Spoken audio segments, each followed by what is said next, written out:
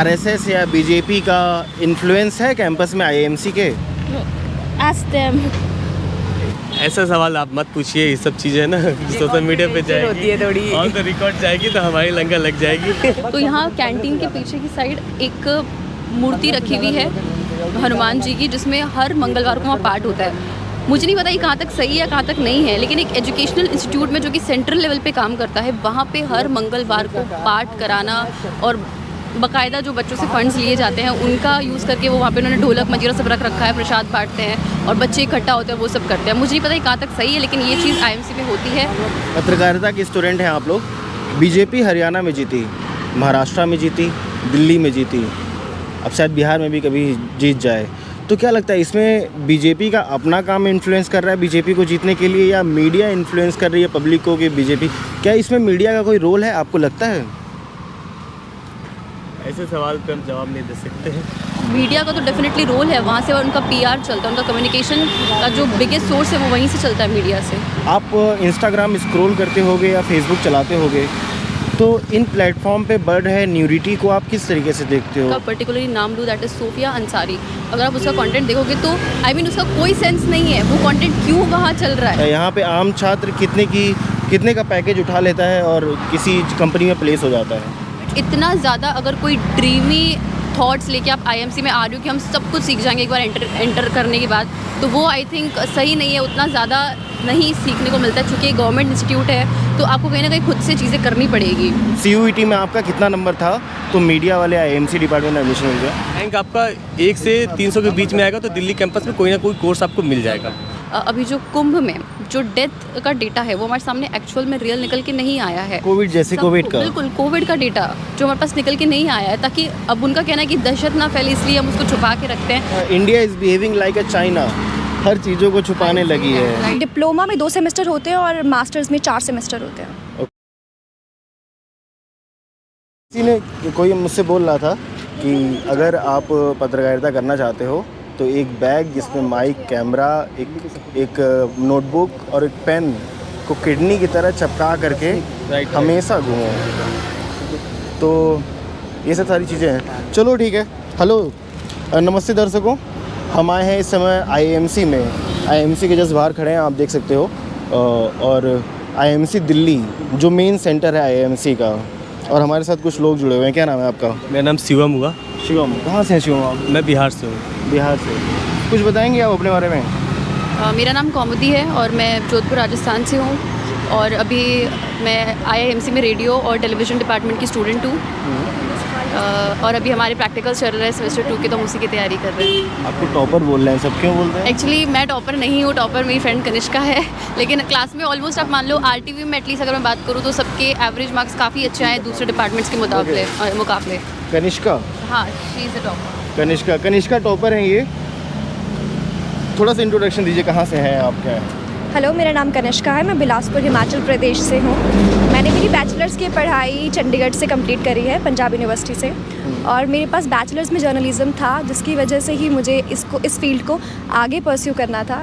और आईएमसी में मेरी एडमिशन हो गई, तो यहाँ से आरटीवी की पढ़ाई कर रही हूँ। तो डिटेल में चर्चा करेंगे। दरअसल बात यह है दोस्तों कि हमारा बैकग्राउंड अगर मास कम्युनिकेशन वाला या जर्नलिज्म वाला ना भी हो, तब भी हम एडमिशन पा सकते हैं ऐसे जगहों पे। कितना आम है, आसान है बनाना। भाई साहब, क्या नाम है आपका? हाँ, मेरा नाम मज़हर अंसारी है। मैं रेडियो एंड टेलीविज़न जर्नलिज्म का छात्र हूँ। कहाँ से हैं आप? मैं झारखंड से हूँ। झारखंड जी। कनिष्का, कनिष्का, पहला सवाल मेरा ये है, मुझे ना दर्शकों ने बहुत सारे सवाल पूछे हैं और सब लिख करके मैं ले करके आया हूँ। जल्दी पूछने की कोशिश करेंगे और इनको समाप्त करेंगे, ठीक है? आईएमसी क्या है और इसका मेन कैंपस कहाँ है, और रीजनल कैंपस के बारे में थोड़ा बता सकते हो? आईएमसी का मेन कैंपस दिल्ली है और इसके 6 रीजनल कैंपस भी हैं, और ये इंडिया का बेस्ट इंस्टीट्यूट है जर्नलिज्म के लिए, जिसके लिए आपको CUET के थ्रू प्रिपेयर करना पड़ता है। अच्छा, ये जो आईएमसी है किस तरीके के पाठ्यक्रम चलाती है? मैंने सुना था कि NEP को जोड़ते हुए इसको डिप्लोमा से हटा करके डिग्री वाला कोर्स करने वाले हैं। इसके बारे में क्या बोलना था? नहीं, PGD तो बहुत शुरू से चल रहे हैं, पोस्ट ग्रेजुएशन डिप्लोमा। और हाँ, इन्होंने इस साल पिछले साल 2 मास्टर्स कोर्स भी शुरू करे हैं, MA in business media studies और MA इन स्ट्रेटेजिक कम्युनिकेशन। तो ये जो डिप्लोमा है वो सेमेस्टर वाइज चलता है, कैसे चलता है, इसका पाठ्यक्रम का प्रोसेस क्या है? जी, डिप्लोमा में 2 सेमेस्टर होते हैं और मास्टर्स में 4 सेमेस्टर होते हैं। ओके, तो मास्टर्स यहाँ पे मास्टर्स भी चलता है और डिप्लोमा भी चलता है? जी, मास्टर्स लास्ट ईयर ही शुरू हुआ है। वैसे काफ़ी सालों से पीजीडी ही, पोस्ट ग्रेजुएशन डिप्लोमा ही चल रहा था। अच्छा, ये एनईपी इम्प्लीमेंट हुआ है क्या यहाँ इस कैंपस में हुआ है? जी, काफ़ी चीज़ एनईपी के अकॉर्डिंग हो रही है। जैसे इस बार ही हमारा रिसर्च वर्क भी कंडक्ट हुआ था और हमारे ट्यूटोरियल सेशंस वगैरह होते हैं, तो काफ़ी चीज़ें एनईपी के अकॉर्डिंग हो रही हैं। और वैसे भी अब ये डीम्ड टू बी यूनिवर्सिटी है। ओके, मतलब इसका मतलब आईएमसी यूनिवर्सिटी बनने वाली है। आईएमसी यूनिवर्सिटी बनने वाली है न्यू एजुकेशन पॉलिसी आने के बाद। भाई क्या क्या कोर्सेज अवेलेबल हैं आईएमसी में? पीजी डिप्लोमा के कुछ कोर्सेज अवेलेबल है, जैसे कि digital media, radio and television और ADPR, advertisement and public relations, और रेडियो टीवी तो बता दिया। हाँ, बस तीन और सॉरी, इंग्लिश जर्नलिज्म और हिंदी जर्नलिज्म, ये पीजी डिप्लोमा है। और मास्टर्स में 2 कोर्स अवेलेबल है, MASc media and business, MBS media business studies और MSc मीडिया स्ट्रेटेजिक कम्युनिकेशन। अच्छा, अगला सवाल मैं आपसे ये करूँगा कि एक्सपीरियंस, क्वालिफिकेशन और क्वालिटी ऑफ एजुकेशन आईएमसी और आईएमसी के प्रोफेसर द्वारा जो प्रोवाइड किया जा रहा है वो कैसा है? एकदम बढ़िया से जवाब दे दीजिए। आईएमसी के प्रोफेसर बहुत ज़्यादा एजुकेटेड है यहाँ पे, जो टॉप क्लास के होते हैं ना, वो यहाँ पे उनकी यहाँ पे जॉब लगती है। और सबसे अच्छी बात ये है कि एक आईएमसी ऐसा इंस्टीट्यूट है जहाँ पे फील्ड एक्सपीरियंस ज़्यादा मैटर करता है, ना कि आपके एकेडमिक करियर आपके मैटर करता है। प्रैक्टिकल लाइफ सबसे ज़्यादा है यहाँ पे। आपके 50-50 के तरह देखा जाएगा, 50 मार्क्स आपके प्रैक्टिकल के होंगे, 50 मार्क्स आपके रिटर्न के होंगे। अच्छा, हम अगर एक सवाल पूछें कि क्या आईएमसी सिर्फ एंकर या रिपोर्टर ही पैदा करता है या और भी फील्ड में लोग यहाँ से पढ़ करके जाते हैं? नहीं, यहाँ पे आपको सब चीज़ की पढ़ाई होती है। मैंने बताया था कि एडवर्टाइजमेंट एंड PR भी होता है, तो यहाँ पे एडवर्टाइजमेंट और PR के लिए भी ट्रेनिंग होती है।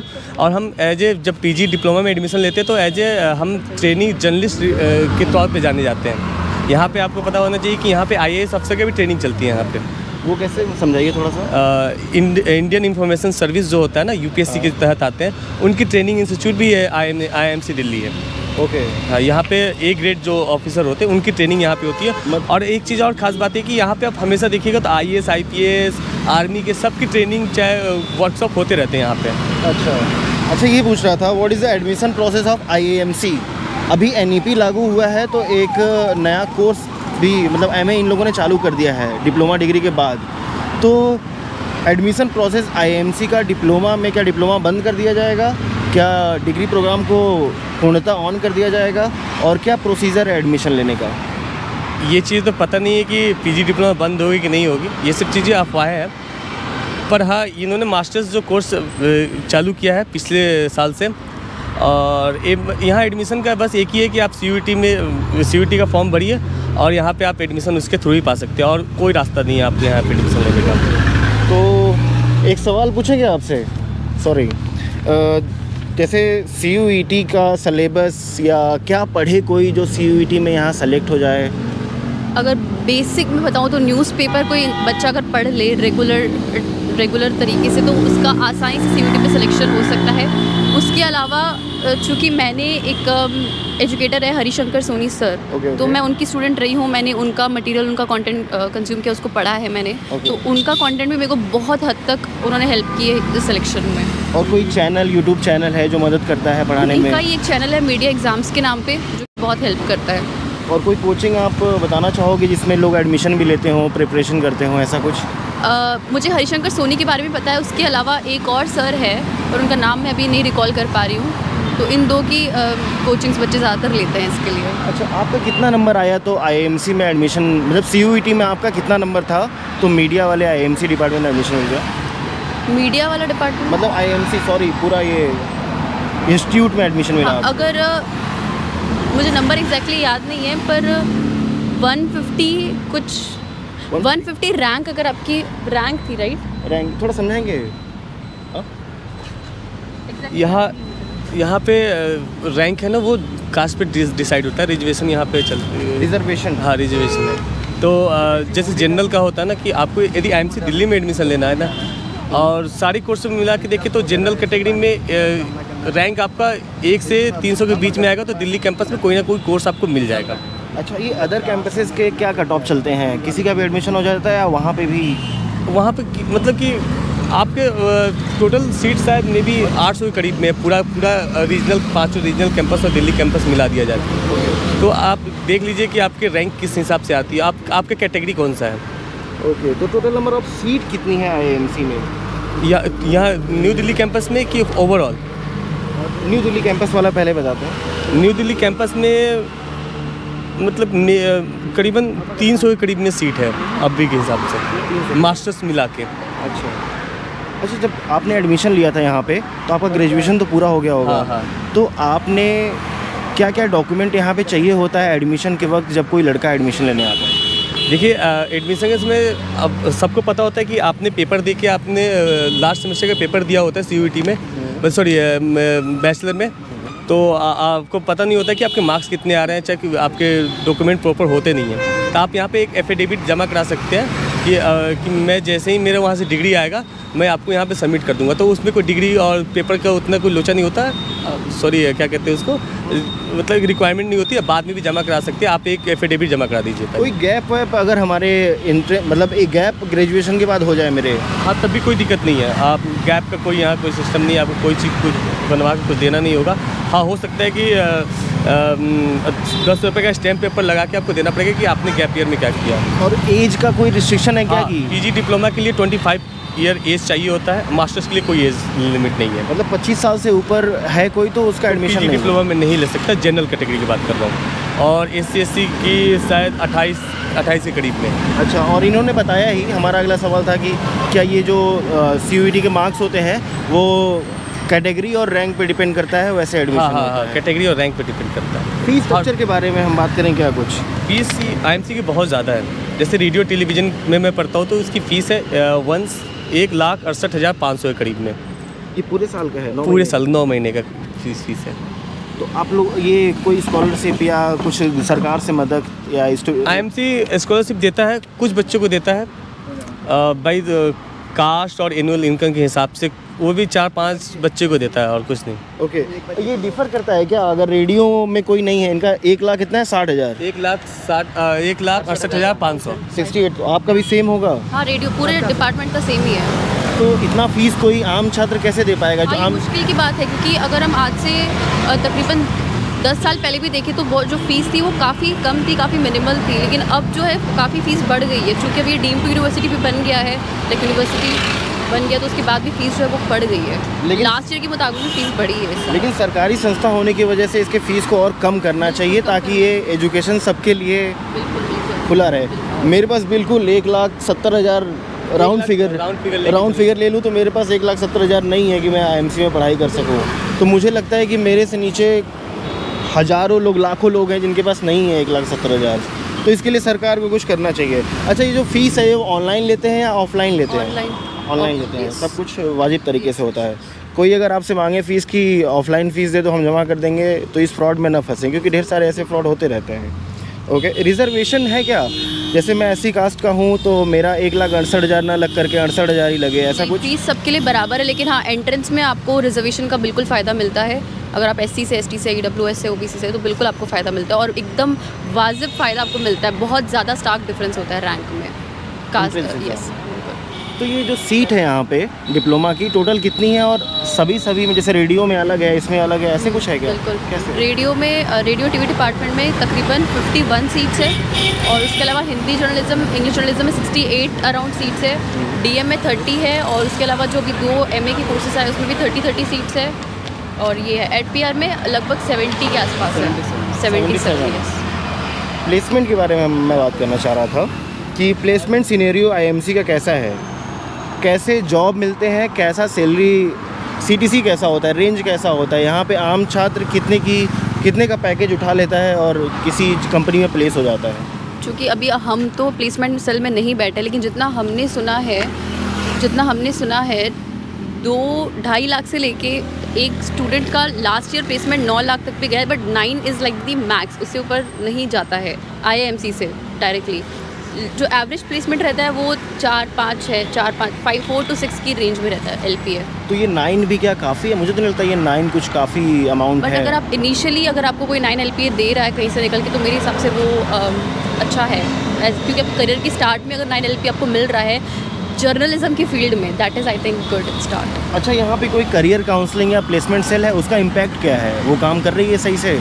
हाँ, मीता उज्जैन और उसके अलावा राकेश उपाध्याय सर है जो प्लेसमेंट हेड संभालते हैं, तो उनका रोल है बिल्कुल, जैसे वो क्लास में आती तो वो कुछ पर्सनल चीज़ें शेयर करती है कि हमारी उनसे बात होती है और इस तरीके का उनका लुक है, ये चीज़ें वो डिमांड करते हैं स्टूडेंट से। तो वो काम कर रहे हैं अपने लेवल पे, उनको जो करना चाहिए। मतलब एक स्टूडेंट को, जैसे प्लेसमेंट सेल में हमें लगता है कि स्टूडेंट ही कोई एक होता है जो प्लेसमेंट सेल का हेड होता है, CR होता है क्लास स्टूडेंट्स का नहीं है, स्टूडेंट नहीं होता है, फैकल्टी ही होती है। फैकल्टी ही होती है। किसी स्टूडेंट को नहीं रखा गया इसमें। जैसे हमारे BHU में किसी स्टूडेंट को रख दिया जाता है कि ये क्लास का CR है, क्लास रिप्रेजेंटेटिव, और ये प्लेसमेंट सेल को भी देख रहा है सभी चीज़ों से, लेकिन यहाँ पे स्टूडेंट के हाथ में ऐसा कुछ नहीं है। स्टूडेंट्स के हाथ में। ओके, तो यहाँ पे वर्कशॉप, प्रोजेक्ट वर्क, प्रैक्टिकल्स, इन सब में जैसे ये कैमरा लेकर के यहाँ पे आप खड़े हो, तो इसमें गवर्नमेंट या इंस्टीट्यूट का कोई योगदान है कि आप लोग को अपने बूते पे सब कुछ करना होता है, अपना पैसा लगाना होता है? मतलब अगर आप एक्स्ट्रा कुछ सीखना चाहते हो तो वो आपको डेफिनेटली अपना पैसा लगा के सीखना पड़ेगा। बट जैसे कैमरा की क्लासेस होती है, फोटोग्राफी की, हमारा अभी फ़िलहाल ही एग्जीबिशन हुआ है लास्ट वीक, हमें फोटोग्राफी पहले सिखाई गई, फिर उसके बाद में फ़ोटोज़ जो हमने क्लिक की उसी का एग्जीबिशन हुआ और उसी में कंपटीशन वगैरह भी हुआ, तो सिखाई जाती है चीज़ें। बट इतना ज़्यादा अगर कोई ड्रीमी थॉट्स लेके आप IMC में आ रहे हो कि हम सब कुछ सीख जाएंगे एक बार एंटर करने के बाद, तो वो आई थिंक सही नहीं है, उतना ज़्यादा नहीं सीखने को मिलता है। चूँकि गवर्नमेंट इंस्टीट्यूट है तो आपको कहीं ना कहीं खुद से चीज़ें करनी पड़ेगी टू पुश योर लिमिट्स। हाँ, जैसे मैं प्लेसमेंट की बात कर रहा हूँ तो हमेशा प्लेसमेंट की बात यही होती है कि कहीं नौकरी लग जाए बस। लेकिन आजकल के जो यूट्यूब या मॉडर्न पत्रकारिता जगत में जब हम कदम रखते हैं तो फ्रीलांसर, एंटरप्रेन्योर और ढेर सारे बहुत सारी ऐसी चीज़ें हैं जो खुल करके सामने आती हैं। कई लोग नौकरियों को प्रीफर नहीं कर रहे हैं, कई लोग अपना बिजनेस स्टार्टअप खड़ा करने की सोचते हैं। तो इसमें IMC क्या कर रही है और यहाँ के लड़के क्या फ्रीलांसर या स्टार्टअप कर पाते हैं? अभी इसी साल से IMC में इंक्यूबेशन सेंटर शुरू हुआ है जहाँ पे लोग अपने आइडियाज़ जो है वो लेके आ सकते हैं फॉर स्टार्टअप्स, जिसको वो लोग फंड भी करेंगे और वो दूसरे जो एक्सपर्ट्स होते हैं मीडिया फील्ड में, जो मीडिया एक्सपर्ट्स होते हैं उनको भी वो आइडिया प्रेजेंट करते हैं ताकि वो लोग, उनको अगर सही लगे तो वो उसको फंड करें। आइडिया तो रिसेंटली हुआ है यहाँ पे, आई थिंक 10 आइडियाज़ को सेलेक्ट किया गया उन लोगों को, और उसमें से भी आगे 4 से 5 आइडियाज़ जो मेन लेवल पे जाएंगे जिनको एक्चुअल फंडिंग प्रोवाइड की जाएगी। तो इस लेवल पे IMC ने इसी साल से उन्होंने काम करना शुरू किया है। ये तो बहुत अच्छी बात है। IMC लागू होने के NEP लागू होने के बाद बहुत सारी चीज़ें इंस्टीट्यूट में बदल, और ये इंस्टीट्यूट को बदल करके क्या करने वाले हैं? यूनिवर्सिटी करने वाले हैं? हाँ, यूनिवर्सिटी हो गया है वो, हो गया। यस, आई थिंक इस साल से या नेक्स्ट ईयर से डीम्ड यूनिवर्सिटी है, अब हो जाएगा। हाँ, इस साल से नेक्स्ट ईयर से PhD कोर्स शुरू होने वाले हैं। डीम्ड है अभी फुल यूनिवर्सिटी, फुल अच्छा। हाँ, फुल मतलब डीम टू बी है। अच्छा, आप एक बात बताओ, आप लोग पत्रकारिता की पढ़ाई कर रहे हो, आर्टिकल राइटिंग बहुत ही महत्वपूर्ण चीज़ होती है, तो क्या यूनिवर्सिटी के पास अपना कोई वो है, मतलब सेल है जिसपे पब्लिकेशन सेल है जिसपे आप लोग कुछ लिखते हो, या फिर यूनिवर्सिटी मदद कराती हो कि आप इस पोर्टल पे जा करके अपनी चीज़ों को लिखो और ये पब्लिश होगा? एज सच कोई पोर्टल नहीं है कि बहुत हायर लेवल तक हमारे आर्टिकल्स या कुछ जाए। बेसिक लेवल पे RTV डिपार्टमेंट ने हमने ही शुरू किया था, एक वेबसाइट हमने शुरू की थी, और उस जो RTV की ऑफिशियल और यूट्यूब चैनल भी जो RTV का ही है, उसी में जो हमारी वीडियोज़ है वो अपलोड की जाती है और आर्टिकल्स जो है वो डाले जाते हैं। बेसिक लेवल पे काम हो रहा है, उतना हायर लेवल पे काम नहीं हो रहा है। Okay, yes. कैंपस लाइफ, ये सब लोग स्टूडेंट ये सभी हैं? IMC की है। आप लोग स्टूडेंट हो? एक सवाल पूछे आपसे, IMC की कैंपस लाइफ कैसी है और कहाँ से लोग आते हैं पढ़ाई करने यहाँ पे? IMC की कैंपस लाइफ बहुत ही अच्छी है और यहाँ पे हर जगह से लोग आते हैं। मोस्टली जो यहाँ पे मैंने देखा है कि हर रीजन के लोग यहाँ पे पहुँचते हैं। और यहाँ पे करिकुलम एक्टिविटीज़ है, स्पोर्ट, कल्चरल इवेंट, ब्ला ब्ला ब्ला, ढेर सारी। हाँ, यहाँ पे सारी करिकुलम एक्टिविटीज़ हैं और मोस्टली यहाँ पे जो चीज़ें होती है वो मोस्टली प्रैक्टिकल बेस्ड होती है। थ्योरेटिकल में कम किया जाता है क्योंकि हम मीडिया इंडस्ट्री को एंटर कर रहे होते हैं, इसके लिए मोस्टली जो काम होते हैं वो प्रैक्टिकल बेस्ड ही होते हैं। ओके, और कुछ एक्स्ट्रा इसमें?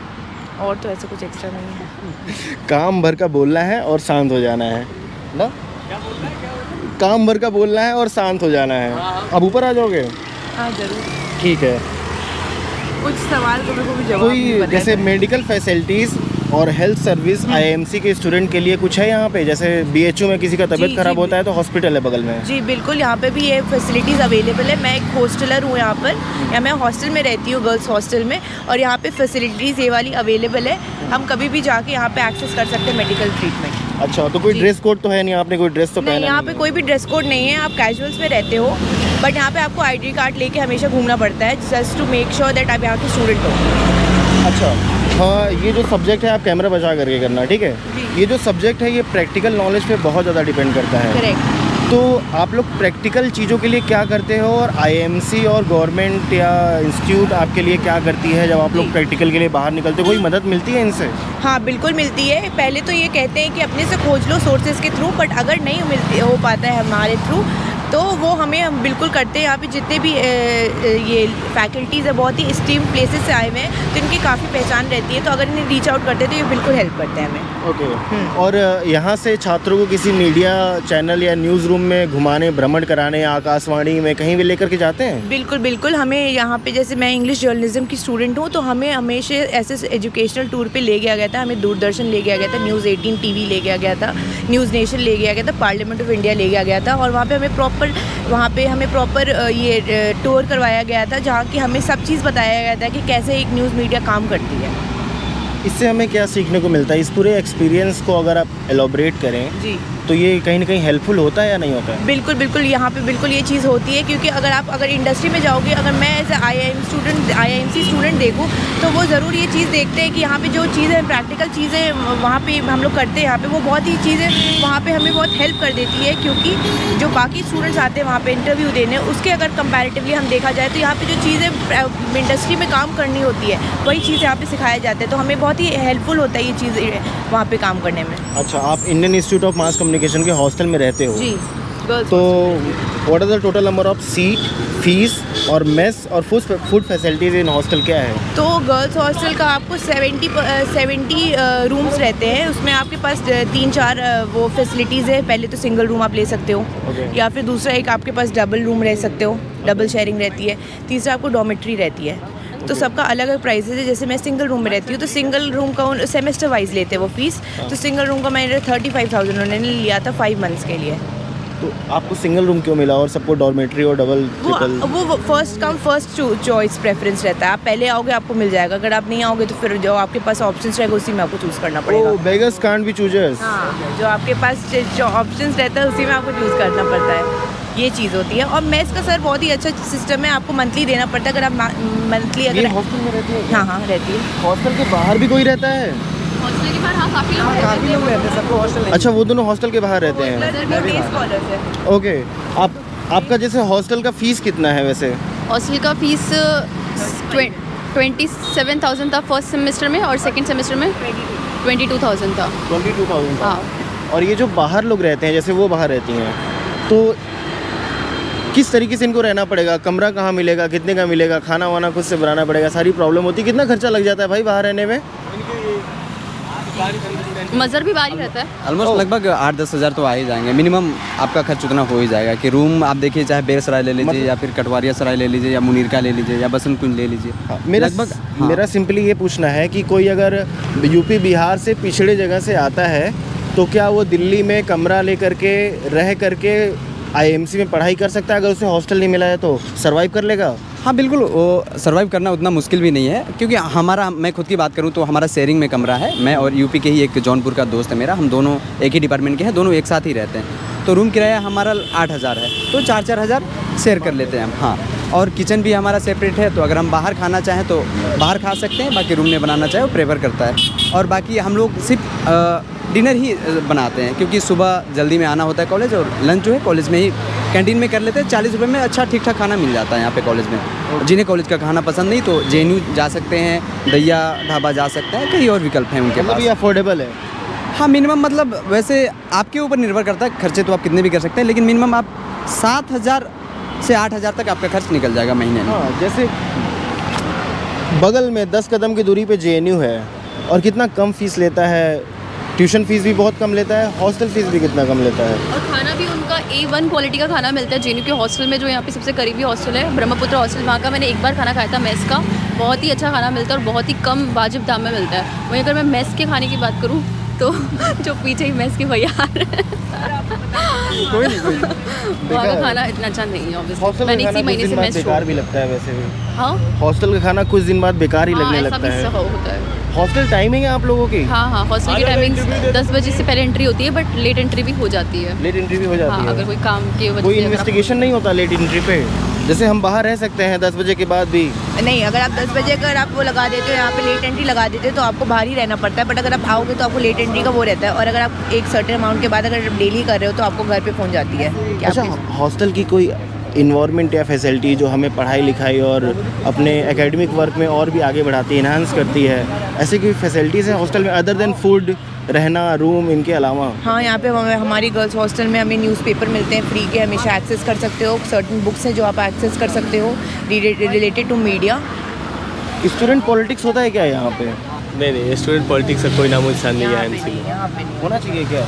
थोड़ी बहुत तो होनी चाहिए हाँ। स्टूडेंट पॉलिटिक्स, हाँ सर। क्योंकि बगल में JNU है। हाँ। ये वहाँ इतना अच्छा क्राउड है और यहाँ IMC है। और JNU जाना जाता है पॉलिटिक्स के लिए। तो ऐसी क्या ज़रूरत पड़ रही है कि आप बोले कि थोड़ा बहुत होना चाहिए?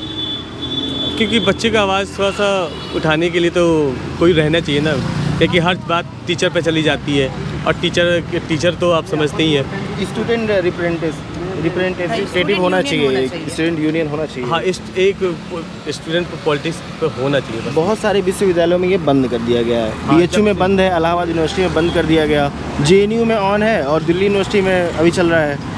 अब पता नहीं किसी दिन इसको भी बंद कर दिया जाएगा। नहीं, सबसे बड़ी बात है कि JNU चाहे DU में बंद तो कर ही नहीं सकते, क्योंकि ये बड़ा मुद्दा हो जाता है।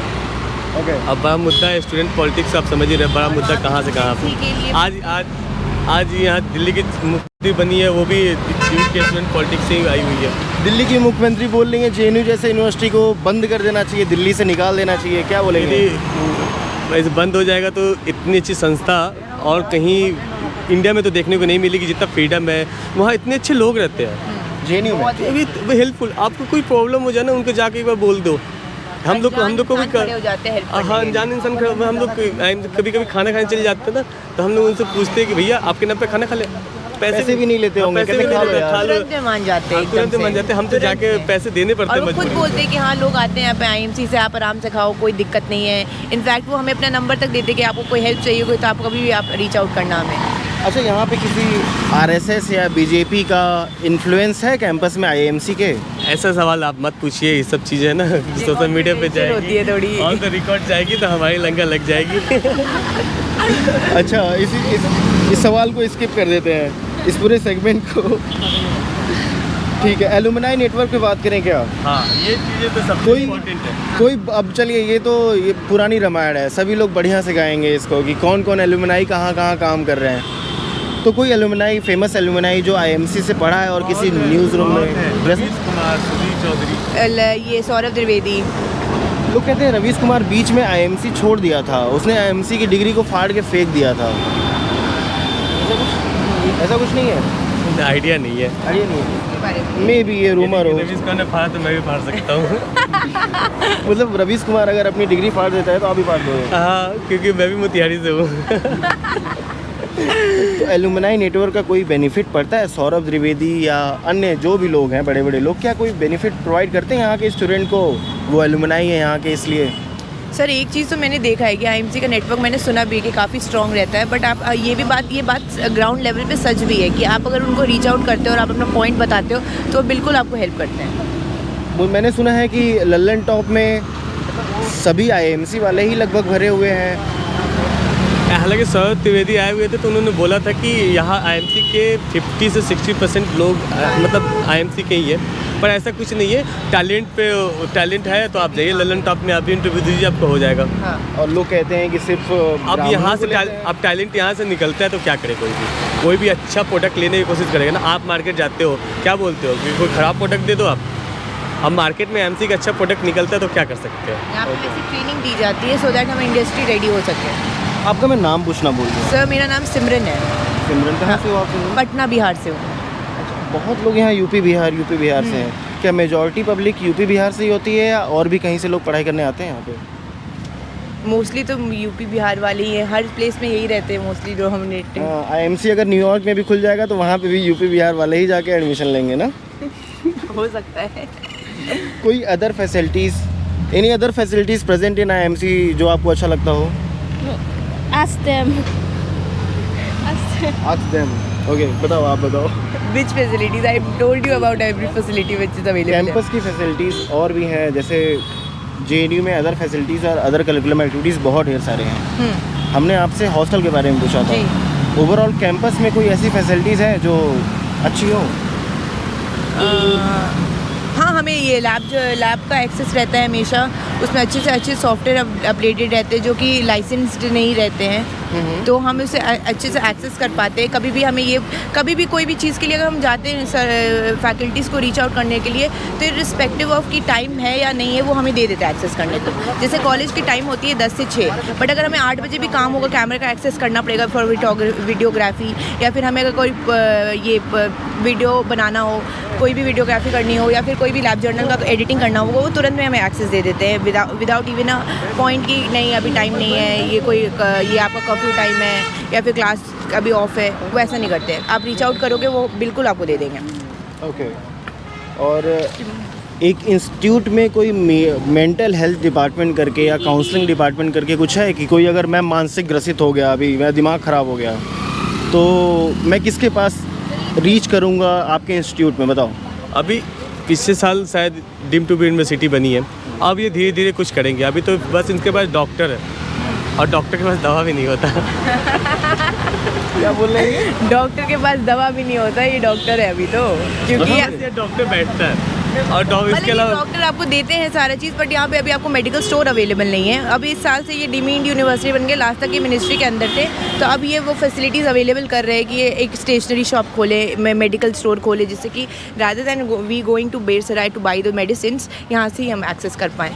अच्छा, एक स्पेसिफिक क्वेश्चन आप दोनों लोगों के लिए। पत्रकारिता के स्टूडेंट हैं आप लोग। बीजेपी हरियाणा में जीती, महाराष्ट्र में जीती, दिल्ली में जीती, अब शायद बिहार में भी कभी जीत जाए, तो क्या लगता है इसमें बीजेपी का अपना काम इन्फ्लुएंस कर रहा है बीजेपी को जीतने के लिए, या मीडिया इन्फ्लुएंस कर रही है पब्लिक को कि बीजेपी, क्या इसमें मीडिया का कोई रोल है, आपको लगता है? ऐसे सवाल पे हम जवाब नहीं दे सकते हैं, क्योंकि ये चीज़ें थोड़ा सा सेंसिटिव हो जाता है। और मीडिया का रोल मुझे नहीं लगता कि किसी भी पार्टी को वोट करने के लिए मीडिया का रोल होता है। हालांकि हमने पढ़ा है, बहुत कुछ पढ़ा है हमने मीडिया के बारे में, जैसे कि एक थ्योरी थी, क्या नाम था उनका? हाँ, एजेंडा सेटिंग थ्योरी। नहीं, agenda setting theory. Setting theory, yes. Yellow पत्रकारिता में जो आता है सेंसेस, हाँ, येलो जर्नलिज्म के बारे में पढ़ा है, जो कि सेंसलाइज करके करते हैं। वो चीज़ तो हर जगह होती है, पर इस पर ज़्यादा कुछ बोल नहीं सकते। आप भी नहीं बोल सकते सिमरन? क्यों ऐसा डर क्यों बैठ गया है? मैं तो कह रहा हूँ ये इंस्टीट्यूट के बारे में नहीं है, ये तो सरकार के बारे में हम बातें कर रहे हैं कि फिर भी क्या इतने राज्यों में बीजेपी की जीत हो रही है, तो क्या लगता है इसमें मीडिया का कोई खास रोल है, या मीडिया कोई दायित्व नहीं प्ले करती, बीजेपी आसानी से जीत रही है? मैडम आप बताएंगे क्या? इतने राज्यों में बीजेपी जीत रही है, हरियाणा में जीती, दिल्ली में जीती, महाराष्ट्र में जीती, राजस्थान में जीती, अरे छत्तीसगढ़ में भी जीती, और मध्य प्रदेश में भी जीती, तो आपको क्या लगता है कि इसमें बीजेपी का अपना काम इसके लिए फ़ायदेमंद है, उस हिसाब से जीत रही है, या मीडिया का भी कुछ इन्फ्लुएंस है इसमें? मीडिया का बिल्कुल इन्फ्लुएंस होता है, बहुत हद तक मीडिया का इन्फ्लुएंस है। अगर हम 2014 से पहले मीडिया उठा के देखें तो जितना कवरेज हिंदू मुस्लिम के टॉपिक्स को दिया जाता है 2014 के बाद, उतना कवरेज उससे पहले नहीं देखने को मिलता था हमें।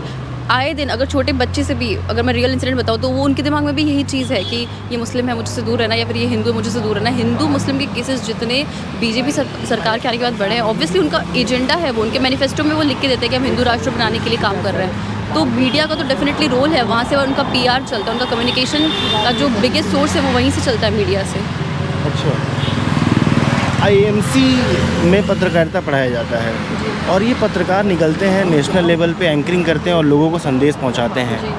बहुत लोगों का ऐसा कहना है कि इस इंस्टीट्यूट का भगवाकरण हो गया है, हल्का हल्का सेफ्रनाइजेशन हो गया है, लोग बीजेपी और RSS का थोड़ा रूल हो गया है इसमें। क्या आप इसको कैसे देखते हो? इस क्वेश्चन को आप खारिज करते हो या कुछ बताओगे इसमें? देखिए, जो इस तरह का सेफ्रनाइजेशन के लिए काम कर रहे हैं वो इस तर्क के साथ काम करते हैं कि हम अपने कल्चर को बचाने के लिए काम कर रहे हैं। वो एक खतरा बताते हैं अपने कल्चर को कि हमारे कल्चर के ऊपर खतरा आ रहा है, जिसको बचाने के लिए हम ऐसा काम कर रहे हैं। जैसे अगर मैं पर्टिकुलरली IMC की बात करूं तो यहाँ कैंटीन के पीछे की साइड एक मूर्ति रखी हुई है हनुमान जी की, जिसमें हर मंगलवार को वहाँ पाठ होता है। मुझे नहीं पता ये कहाँ तक सही है कहाँ तक नहीं है, लेकिन एक एजुकेशनल इंस्टीट्यूट में जो कि सेंट्रल लेवल पे काम करता है, वहाँ पे हर मंगलवार को पाठ कराना और बाकायदा जो बच्चों से फंड्स लिए जाते हैं उनका यूज़ करके वो वहाँ पे उन्होंने ढोलक मंजीरा सब रख रखा है, प्रसाद बांटते हैं और बच्चे इकट्ठा होते हैं, वो सब करते हैं। मुझे नहीं पता ये कहाँ तक सही है, लेकिन ये चीज़ IMC में होती है, तो ये चीज़ है कि हो तो रही है चीज़ें कहीं ना कहीं। मतलब प्रभाव है, बिल्कुल है। जो प्रभाव JNU में कभी नहीं हुआ। JNU आपको मंदिर नहीं दिखेंगे, नहीं दिखेंगे।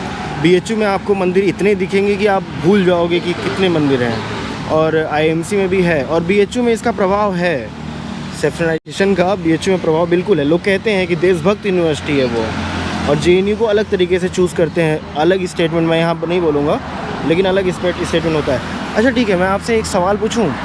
आप इंस्टाग्राम स्क्रॉल करते होगे या फेसबुक चलाते होगे, तो इन प्लेटफॉर्म पे बढ़ रहे न्यूडिटी को आप किस तरीके से देखते हो कि कोई लोग मतलब क्या एक लड़का या एक लड़की जो न्यूडिटी फैला रहे हैं, जो अश्लीलता फैला रहे हैं, इन पे क्या रोक लगाना चाहिए? जैसे अभी रणवीर अलाहाबादिया का ही हुआ, उसमें न्यूडिटी वॉइस के थ्रू फैलाई गई, उसमें कुछ दिखाया नहीं गया, लेकिन वो भी एक तरीके से अराजकता ही है।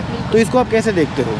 देखिए, ये बहुत ही प्रूव्ड चीज़ है कि जो चीज़ हम न्यूडिटी पे रोक लगाते हैं, हम बात करते हैं कि सेंसर बोर्ड जो भी काम करता है न्यूडिटी पे या फिर 18 अबव कंटेंट नहीं जो दिखाना चाहिए, जो UA सर्टिफिकेट लगाते हैं या फिर एडल्ट सर्टिफिकेट लगाते हैं, वो क्यों है? क्योंकि कहीं ना कहीं वो हमारी साइकोलॉजी पे काम करती है, उसको अफेक्ट करती है न्यूडिटी। इसलिए ये सारी चीज़ें, इसलिए ये तामझाम किया जा रहा है सर्टिफिकेशंस का और ये सब। अगर ये नहीं होता तो ये सब नहीं होता ना। लोग बात करते हैं फेमिनिज्म की आड़ पे कि अगर कोई इंसान कैसे भी कपड़े पहन रहा है तो आप उसको, उसकी राइट है, उसका चॉइस, आप उसको पहने दो क्योंकि उसको अधिकार है। और अगर उस पर हम क्वेश्चन मार्क उठाने लगते हैं तो फेमिनिज्म पे क्वेश्चन मार्क उठने लगता है। बिल्कुल बिल्कुल। तो मुझे लगता है कि कहीं ना कहीं गलत है। हमको देखना होगा कि हम क्या एग्जाम्पल सेट कर रहे हैं सोसाइटी के लिए। अगर उसको अधिकार है कुछ भी पहनने का, तो हम ये तो नहीं कि वो न्यूड आके एकदम सड़कों पे घूमने लग जाए। अगर उसको अधिकार है तो फिर उसको कुछ भी अधिकार है कुछ भी पहनने का।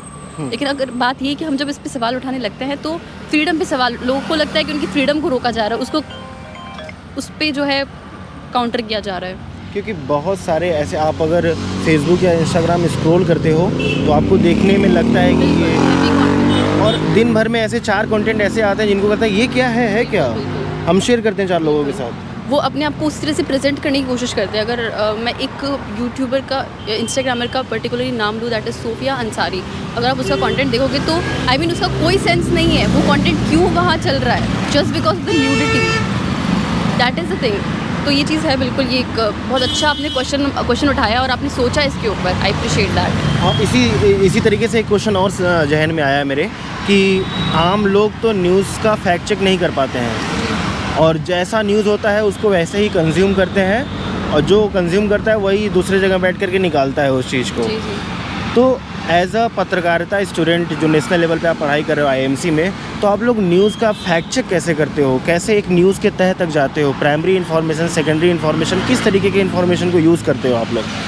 जो हमारा प्राइमरी सोर्स होता है वो होता है, देखिए अब यहाँ पे भी क्वेश्चन उठ सकता है, लेकिन जो हमारा प्राइमरी सोर्स होता है वो यही होता है कि हम गवर्नमेंट की वेबसाइट से या फिर वहाँ से जाके उसको फैक्ट चेक करें, क्योंकि that is like higher level जहाँ से हम चेक कर सकते हैं कि न्यूज़ सही है या नहीं है।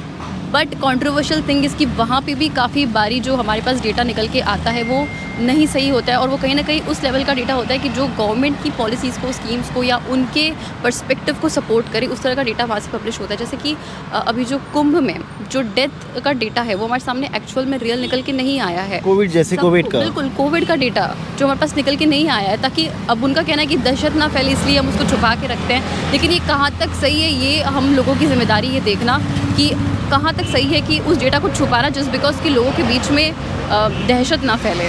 मतलब India is behaving like a China, हर चीज़ों को छुपाने लगी है। राइट। और जहाँ नहीं छुपा पाती है वहाँ चुपचाप मुस्कुराती है और निकल लेती है। जवाब भी देते। अगर नॉर्थ ईस्ट में आगजनी की बात करें तो वहाँ पे क्यों, मुझे समझ नहीं आता कि PM मोदी या फिर कोई भी हायर लेवल अथॉरिटी उसके बारे में क्यों बात नहीं करते हैं, उस चीज़ को क्यों छुपाया जाता है। क्या लगता है वहाँ पे मणिपुर में BJP फेल हो गई, उसके CM ने इस्तीफ़ा दे दिया, प्रेसिडेंशियल रूल शासन लागू हो गया वहाँ पे, तो यहाँ पे एक ही चीज़ बोला जाता है कि पार्टी की फेल्योर से ही हमेशा प्रेसिडेंशियल रूल लगे हैं। तो क्या लगता है पार्टी वहाँ पे हार गई? मुझे ऐसा लगता है कि उनका जो काम करने का तरीका था वो वहाँ पे सही नहीं था मणिपुर में। उन्होंने जिस तरीके से सिचुएशन को कंट्रोल करने में आई विल से कि वो बिल्कुल एकदम फेल हो गए हैं, या फिर वो जिस तरह का काम, अगर मैं यूपी या फिर जितने भी नॉर्थन पार्ट की जो स्टेट्स है उसमें जिस तरह का बीजेपी का काम होता है उस लेवल का काम नॉर्थ ईस्ट में देखने को नहीं मिला। That is the biggest reason कि वो वहाँ फेल कर गए and that is the reason कि उनको एग्जैक्टली इस्तीफा देना पड़ा और प्रेसिडेंट रूल वहाँ पे लागू हुआ। अच्छा, ये क्राइम रिपोर्टर कैसे बनते हैं? लोग पूछते हैं कि हमें क्राइम रिपोर्टर बनना है, तो उसके बनने की विधि क्या होती है, प्रोसेस क्या होता है? एज सच प्रोसेस के बारे में तो मुझे एग्जैक्टली नहीं पता है, लेकिन हमारे कुछ क्राइम रिपोर्टिंग की क्लासेस होती है। क्लासेस इस तरीके से होती है कि पर्टिकुलर बीट्स के हिसाब से होती है, जैसे कि स्पोर्ट्स को लेके या फिर बिजनेस को लेके, क्राइम रिपोर्टिंग को लेके या इन्वेस्टिगेटिव रिपोर्टिंग को लेके क्लासेस होती है। तो बच्चों के रुझान के ऊपर है कि अगर उनको लगता है कि हाँ उसमें उस तरफ उनका रुझान है तो वो उस टीचर से जो है लाइक एक डायरेक्ट पर्सनल कॉन्टेक्ट बना के उसके बारे में और चीज़ें जान सकते हैं। अच्छा, यस। वर्ल्ड फ्रीडम प्रेस में इंडिया की हालत बहुत ख़राब है। 159 है आई थिंक आउट ऑफ 180। 180 ना out of? Yes I think. तो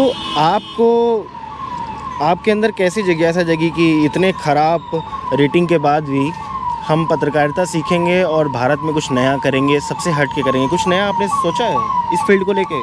देखिए, मैंने यही सोचा था कि एक चीज़ होती है कि जब तक आप किसी चीज़ को फील नहीं कर सकते, बहुत बार ऐसा कहते हैं लोग कि जब तक आपके ऊपर बीतती नहीं है तो आपको पता नहीं चलता है हाँ। कि क्या सच है क्या नहीं है। मेरे साथ ऐसा कुछ बीता नहीं है, लेकिन आई वुड स्टिल से कि मेरे मैं अगर पर्सनली बात करूँ तो आई विल से कि मेरे अंदर वो एक एम्पैथी है कि मैं लोगों की प्रॉब्लम्स को समझ सकती हूँ। So that is the reason I choose this field, ताकि मैं लोगों की बातों को एक हायर लेवल तक ले जा सकूँ अपनी कम्युनिकेशन स्किल्स के हिसाब से। So that is the reason I choose this field. But ये एक बहुत ही कंसर्निंग चीज़ है कि हमारा जो रैंक है फ्रीडम प्रेस इंडेक्स में वो लगातार गिरता जा रहा है। तो ये बहुत ही चिंता का विषय है। लेकिन आई विल से कि जो लोग सच में इस चीज़ को, जर्नलिज्म को पकड़ के रखना चाहते हैं वो फिर भी काम करेंगे और अभी भी काम करो और आगे भी मुझे लगता है वो काम करेंगे। किस तरीके से काम करेंगे? मतलब आपने क्या सोचा है कि इसकी रैंकिंग सही करने के लिए मैं क्या करूँगी तो इसकी रैंकिंग 2, 4, 10 आगे बढ़ेगी, 159 से घट करके 140 या 110 होगी? क्या करना चाहिए और आम रिपोर्टर्स या मीडिया को क्या करना चाहिए कि रैंकिंग बढ़े और अच्छी हो? देखिए, जो आपने स्टार्टिंग में मुझसे पहला सवाल पूछा था कि बीजेपी का या फिर इस लेवल का कितना रोल रह रहा है, और चूँकि हमने फिर बाद में बात करी कि चाइना, हम लोग बिल्कुल चाइना की तरह बनते जा रहे हैं, चीज़ों को छुपाना और अथॉरिटी के लेवल पे चीज़ों को बिल्कुल एकदम कर्व कर देना कि लोग बोल ही ना पाए, कुछ सोच ही ना पाए, समझ ही ना पाए। तो मुझे लगता है वो एक जड़ है प्रॉब्लम की, जहाँ से हमारा जो रैंक है वो लगातार गिरता जा रहा है। अगर कोई बंदा विसल ब्लोअर बन के किसी भी चीज़ के बारे में बोलता है तो आई से कि अगले ही दिन उसके ऊपर कार्रवाई होनी शुरू हो जाती है, उसको धमकी भरे कॉल्स आने शुरू हो जाते हैं, उसके परिवार वालों को कॉल्स आने शुरू हो जाते हैं। तो ऐसे माहौल में कोई भी इंसान, जाहिर सी बात है कि नहीं बोलना चाहेगा, वो क्यों अपने ऊपर खतरा लेना चाहेगा? तो मतलब इंडिया में सरकार का मीडिया के ऊपर पूरा कब्जा है एक तरीके से, बोला जा सकता है। तो दर्शकों, ये सब सारे विचार थे और सारे सवाल हमने, बहुत ढेर सारे सवाल